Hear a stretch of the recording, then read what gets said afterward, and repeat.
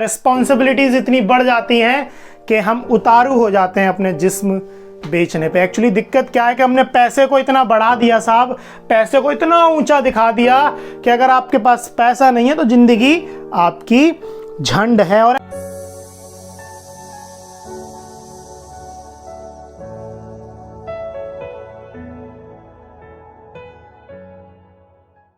तो देखिए भैया, गुलजार साहब की आपको सबसे पहले दो बड़ी सुंदर लाइनें बताना चाहूंगा।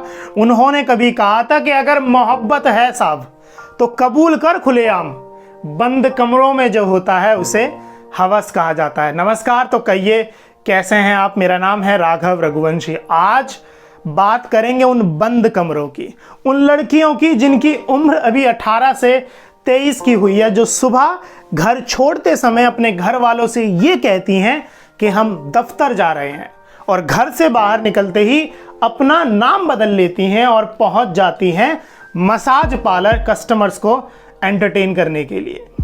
जी हाँ, एक बड़ा खूबसूरत सा वाक्य है, सर आप एक्स्ट्रा सर्विस लेना चाहेंगे? एक्स्ट्रा सर्विस देने के बहाने एक शख्स को अकेले रूम में पटक दिया जाता है और हर 5 सेकंड में एक से खूबसूरत एक लड़कियां आके आपसे कहती हैं, हेलो सर कैसे हैं आप, हेलो सर कैसे हैं आप, आपको जो पसंद है चुन लीजिए और सहवास कर लीजिए। जी हाँ, हम बात कर रहे हैं दिल्ली के मसाज पार्लर्स की, दिल्ली के स्पा पार्लर्स की। क्या होती है मसाज? हम मसाज करवाते क्यों हैं? क्या ये मसाज करवाना ज़रूरी है क्या?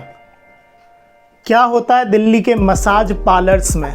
मगर ऐसा हो क्यों रहा है यार? और अगर हो भी रहा है तो कोई इसे रोक क्यों नहीं रहा है? दिल्ली पुलिस क्या कर रही है? सभी प्रश्नों के उत्तर आपको दूंगा इस वीडियो में। चलिए फिर करते हैं शुरू। अब पहला क्वेश्चन तो ये है कि भैया ये मसाज है क्या? देखिए, गूगल के हिसाब से मसाज की एक छोटी सी परिभाषा है, massage is just kind of a process of rubbing somebody's body for reducing stress. तनाव कम करने के लिए किसी के जिस्म को धीरे धीरे मसलना।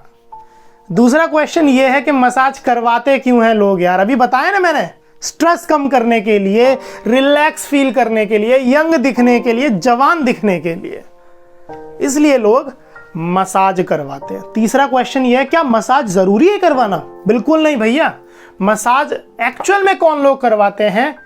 जिनके पास इतना पैसा है, जिन्हें खुद नहीं पता कि हमारे पास इतना पैसा आया कहां से। जाइए मसाज पार्लर में, फूकिए 5-6 हज़ार रुपए, आ जाइए केवल 15-20 मिनट के लिए। और हाँ, वो 15-20 मिनट तो मसाज की बात है भैया, उसके बाद वो एक्स्ट्रा सर्विस वाली बात अभी मैं कर रहा हूं चौथे क्वेश्चन में। और स्क्रीन पे आपको दिख रहा है ना, मसाज इसलिए करवाई जाती है अगर मान लीजिए आपकी फिजिकली आप थोड़े से डैमेज्ड हो रहे हैं तो मसाज आप करवा सकते हैं। डॉक्टर ने आपको बोला गर्दन में दर्द है, मसाज करवा लीजिए, तो आप करवा सकते हैं। चौथा क्वेश्चन, सबसे ज़रूरी क्वेश्चन ये है कि भैया दिल्ली के मसाज पार्लर्स में क्या चल रहा है? एक बड़ी खूबसूरत सी लाइन मुझे याद आती है, वो कहते हैं कि कुछ तो रही होगी मजबूरी हमारी सनम, यूं ही कोई जिस्म बेचा नहीं जाता यार। सीरियसली 1920 से ज़्यादा मसाज पार्लर दिल्ली में है। ये पुराने आंकड़े हैं, अब तो 2000 से ज़्यादा हो गए होंगे। और 19 से लेके 26 साल की लड़कियां मसाज पार्लर में काम करती हैं।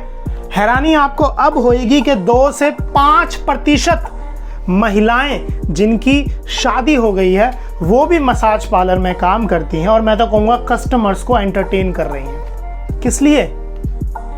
किस लिए? पैसा सब कुछ नहीं होता है साहब, मजबूरी रही होगी कुछ ना कुछ जरूरी। अब मुझे बताइए, किसी का शौक है क्या ऐसा? कोई किसी का शौक आपने सुना है कि मेरा शौक है यार जिस्म बेचना, कोई मेरे साथ सेक्स करे, मेरा शौक ये? बिल्कुल नहीं साहब।